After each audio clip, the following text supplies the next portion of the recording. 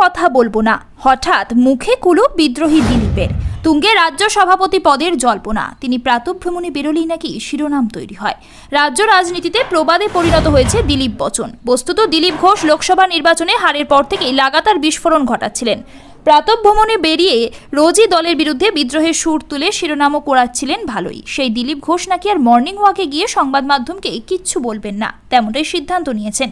শুক্রবার প্রাতঃভ্রমণে গিয়েই দিলীপ বলে দিয়েছেন সংবাদ মাধ্যমকে, আমি আর কিছু বলবো না, যা বলার জনতাকে বলবো।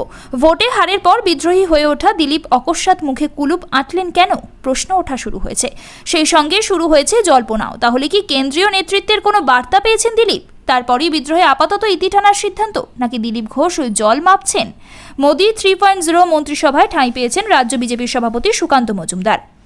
এক ব্যক্তি এক পদ, বিজেপির ঘোষিত নীতি। স্বাভাবিকভাবেই সদ্য কেন্দ্রীয় প্রতিমন্ত্রী হওয়া সুকান্তকে যে রাজ্য সভাপতির পদ থেকে অব্যাহতি দেওয়া হবে সেটা পরিষ্কার। বিজেপির অন্দরে জল্পনা, দলের রাজ্য সভাপতি পদে প্রত্যাবর্তন হতে পারে দিলীপের। সুকান্ত মজুমদার এবং শুভেন্দু অধিকারী এতদিন বকলমে বঙ্গ বিজেপিকে পরিচালনা করছিলেন, কিন্তু তাতে দলের উন্নতি বিশেষ হয়নি। উল্টে লোকসভায় এক প্রকার ভরাডুবি হয়েছে বলতে হবে।